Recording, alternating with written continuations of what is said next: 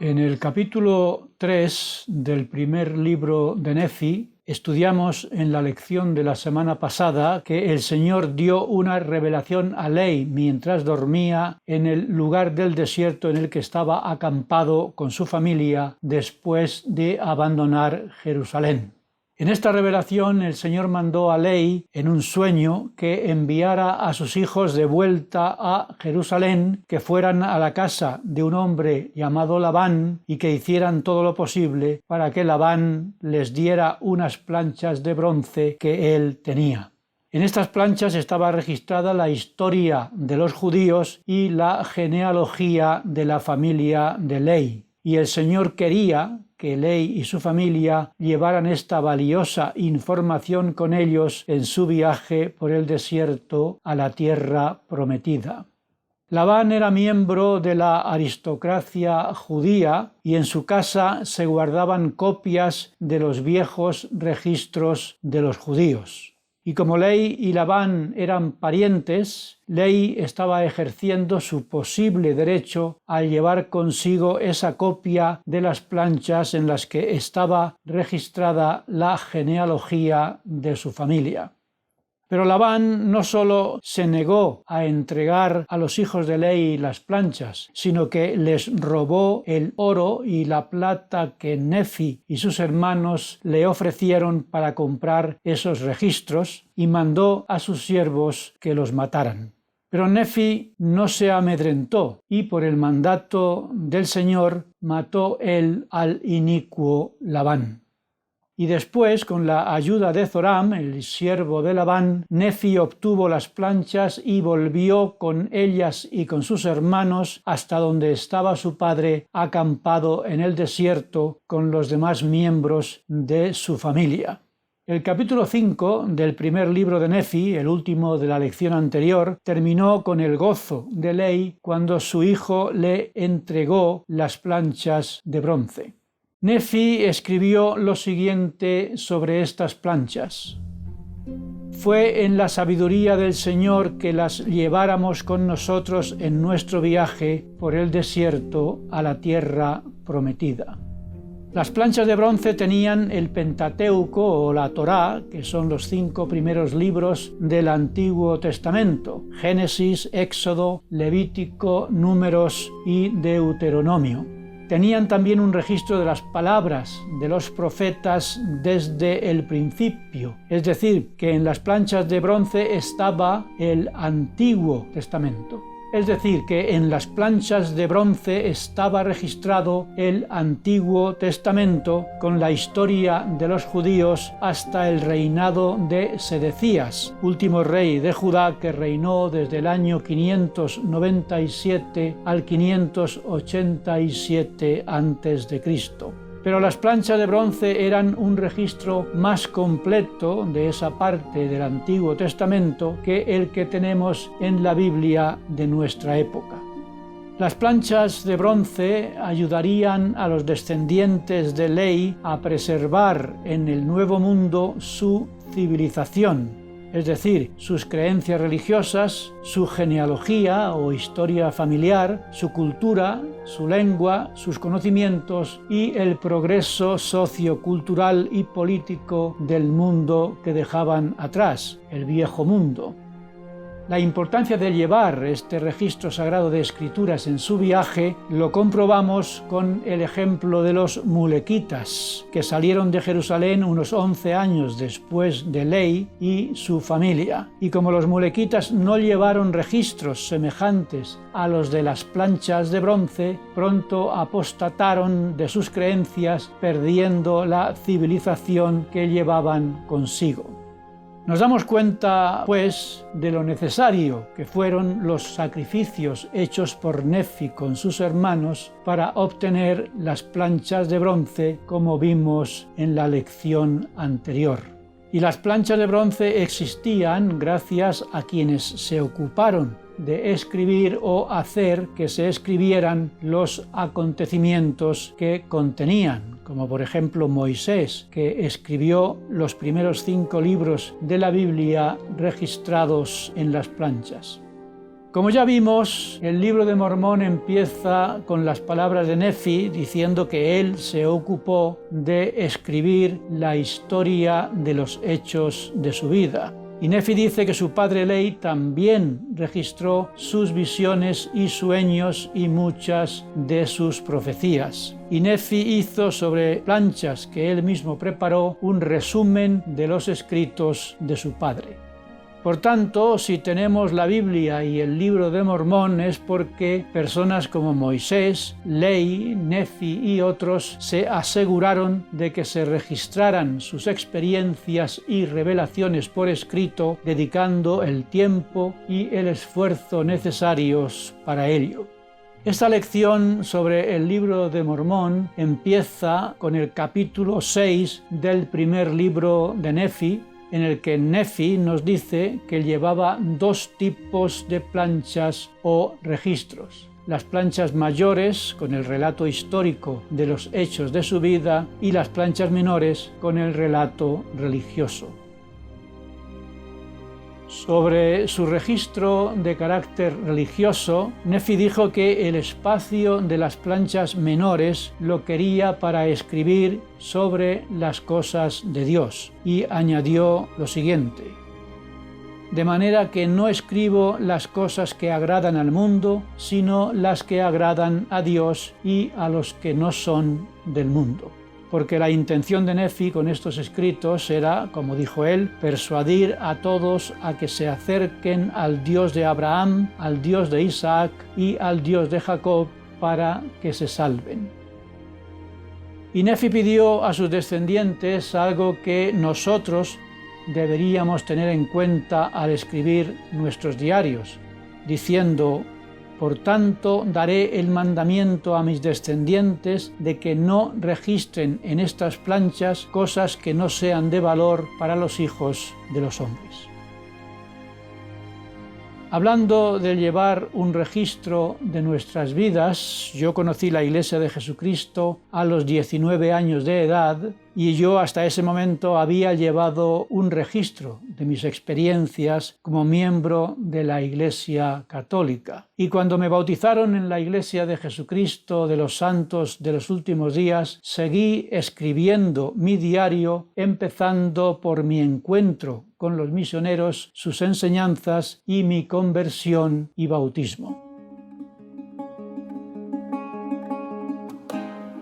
Años después me casé con una joven, también conversa, nos sellamos en el templo de Suiza y empezamos a formar una familia. Cuando nació nuestro primer hijo, siendo un bebé todavía, lo llevamos a casa de mis padres y nos fuimos de viaje al templo de Suiza.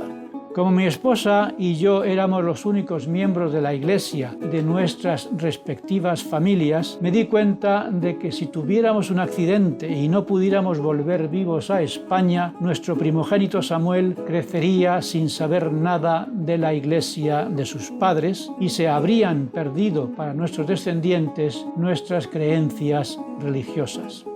Por tanto, como leemos en el libro de Mormón, yo, Faustino, dije a mi madre: mamá, si a Chelo y a mí nos pasara algo y no volviéramos de nuestro viaje a Suiza, quiero que cuando nuestro hijo Samuel crezca, le deis mi diario para que lo lea.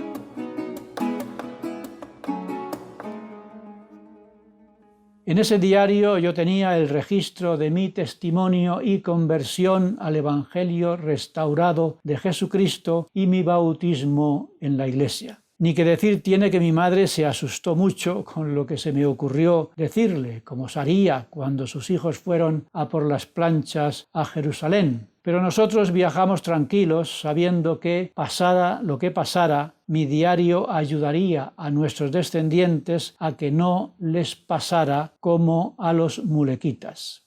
Mi esposa y yo, como Nefi y sus hermanos, volvimos obviamente con vida de nuestro viaje y continuamos formando nuestra familia. Tuvimos 5 hijos más, pero nuestro sexto y amado hijo, Jared, sufrió una muerte fetal, es decir, que murió poco antes de salir del vientre de su madre. Y aunque le dimos un nombre y lo tenemos en nuestros registros familiares, no sabemos si formará parte de nuestra familia después de esta vida. Por tanto, de momento, solo podemos decir que tenemos 5 hijos vivos. Todos nuestros hijos han servido una misión y esperamos y deseamos, como ley, que todos unidos lleguemos como familia a la tierra o gloria prometida.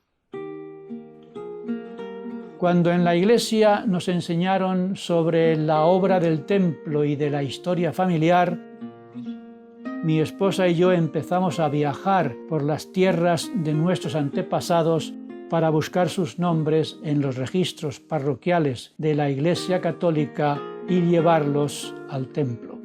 En mi caso, como mis padres y la mayoría de mis antepasados eran gente de campo y de poca cultura, analfabetos la mayoría de ellos, no podía esperar que hubieran dejado registros escritos sobre sus familias, como afortunadamente recibió Nefi de su padre Ley. Por tanto, pedí a mi padre, Faustino López Ledesma, y a mi madre, Antonia Juana Requena Ruiz, que me contaran todo lo que recordaran de sus padres, de sus abuelos y de los demás antepasados.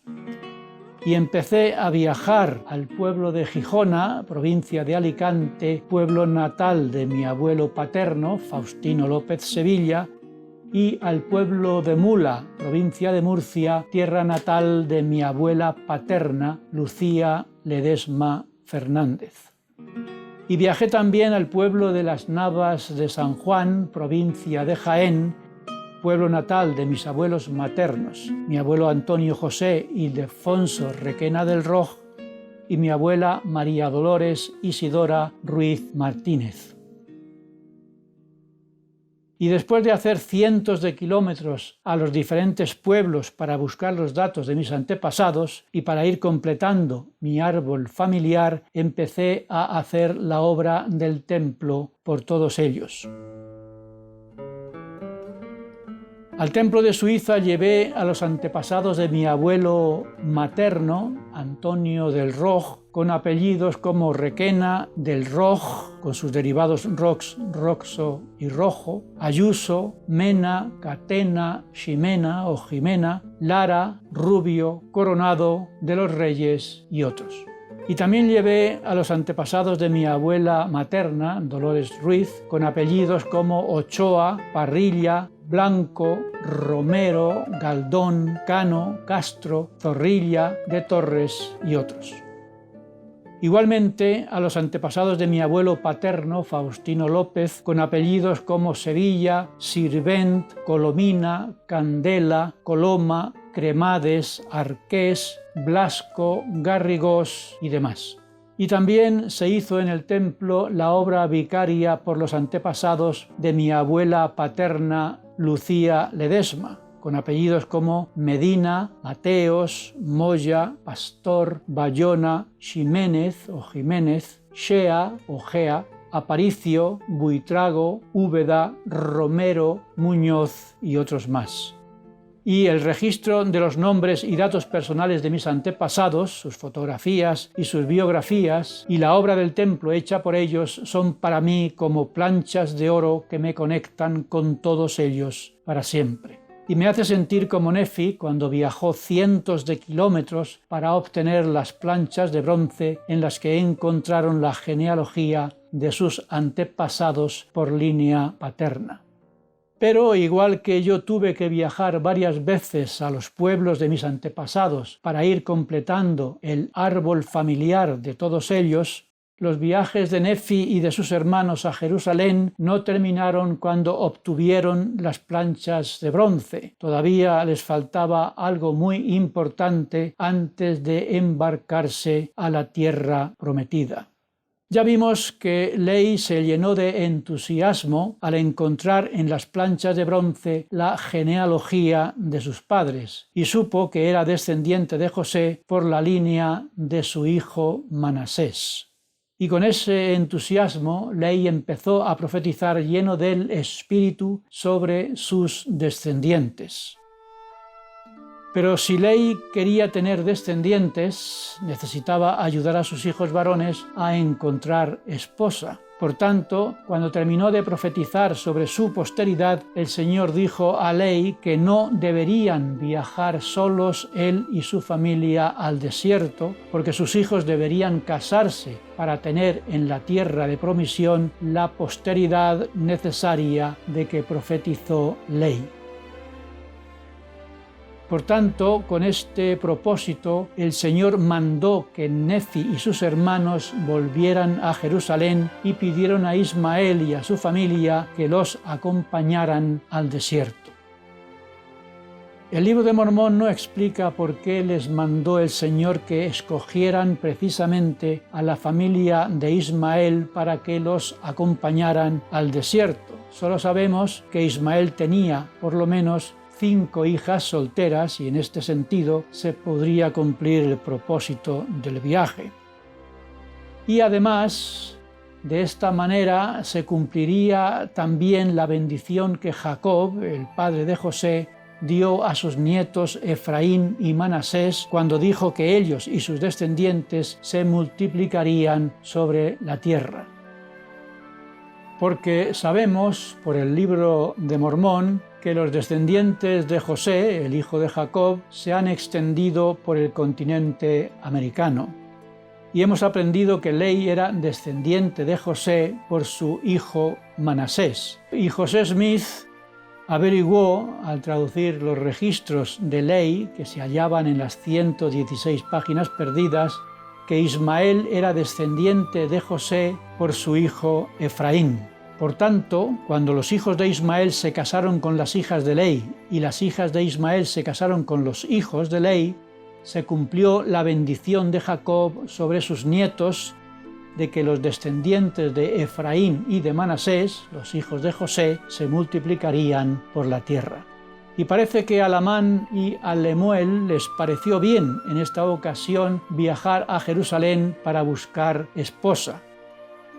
Por lo menos en el libro de Mormón no se dice nada de que se quejaran esta vez. ¿Se habrían arrepentido finalmente de su rebeldía contra su padre? ¿Habrían cambiado sus corazones por fin?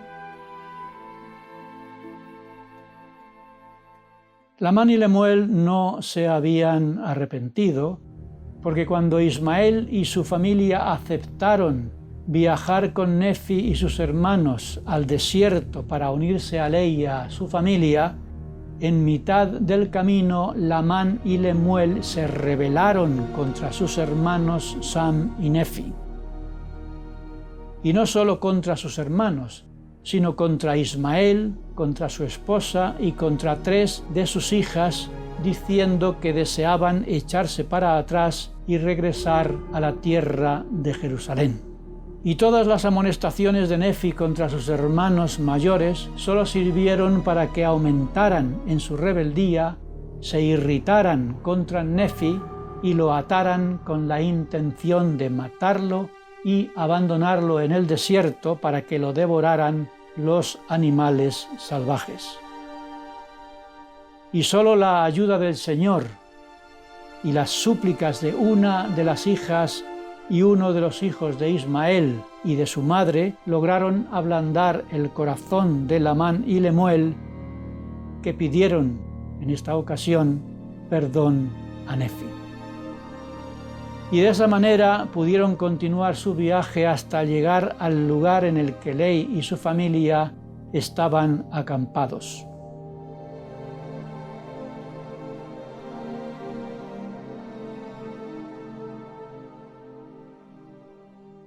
Ya estaban las dos familias juntas pero no unidas, porque unos querían ir adelante a la tierra prometida y otros querían volver para atrás a la tierra de Jerusalén. Y con este grupo tan complejo y conflictivo, tenía Ley que emprender un viaje que ya de por sí era difícil y que las rebeldías de algunos miembros de ambas familias lo convertían en una verdadera hazaña peligrosa. Y fue en estas circunstancias en las que Ley tuvo una visión en un sueño que se presenta en el capítulo 8. En resumen, En este sueño Ley contó que se encontraba en un desierto oscuro y lúgubre y que vio a un hombre vestido de blanco que le habló y pidió que le siguiera. Y que después de haber caminado en la oscuridad por muchas horas, oró al Señor para que tuviera compasión de él. Y entonces vio un campo grande y espacioso, en el que había un sendero estrecho y angosto que llevaba a un árbol cuyo fruto era tan blanco que excedía toda blancura que hubiera visto antes. Y al comer de ese fruto, su alma se llenó de un gozo inmenso, porque era un fruto deseable para hacer feliz a quien lo probara.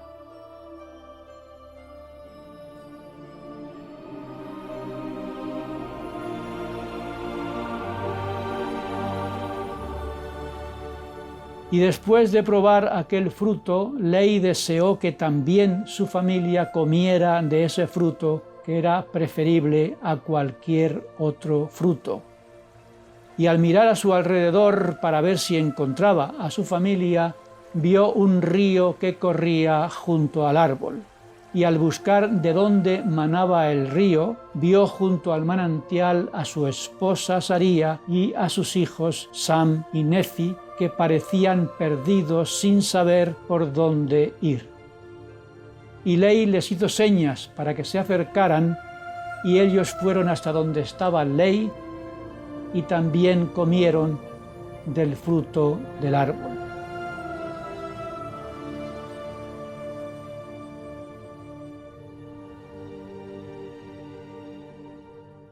Y Ley quiso que también sus hijos mayores Lamán y Lemuel comieran del fruto. Los buscó y vio que también ellos estaban junto al manantial. Y Ley les hizo señas para que se acercaran, pero no quisieron acercarse a comer del fruto.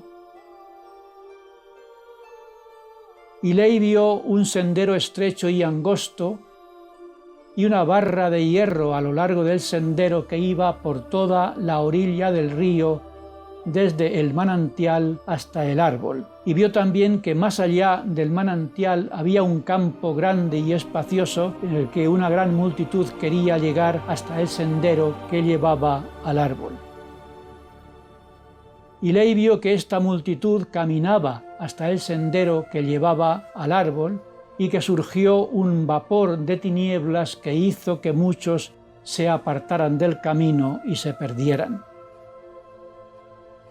Pero otros se agarraron a la barra de hierro y avanzaron por el vapor de tinieblas hasta llegar al árbol y poder así comer de su fruto.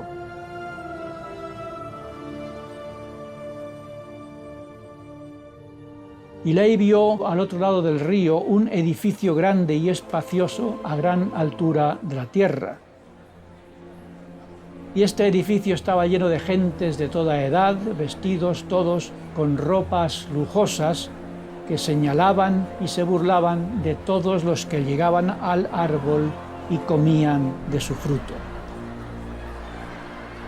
Y todos los que se avergonzaban de haber tomado del fruto por las burlas de estas personas, se apartaron y se perdieron. Pero otros no hicieron caso de las burlas y se mantuvieron firmes, mientras que los que sí hicieron caso se perdieron. Y también se perdieron todos aquellos que se dirigieron a tientas al edificio grande y espacioso, ahogándose en aguas inmundas del lugar, y otros desviándose por senderos extraños. Y Ley dijo, como resumen de este sueño, y que era lo que más le dolió: mis hijos Lamán y Lemuel no comieron del fruto. A lo que Nefi añadió lo siguiente: Mi padre Ley nos dijo que temía en gran manera por Lamán y Lemuel, y temía que el Señor los desterrara de su presencia. Y mi padre exhortó y predicó a Lamán y a Lemuel con todo el sentimiento de un tierno padre, a que escucharan sus consejos y obedecieran los mandamientos, para que quizá el Señor tuviera misericordia de ellos y no los desechara.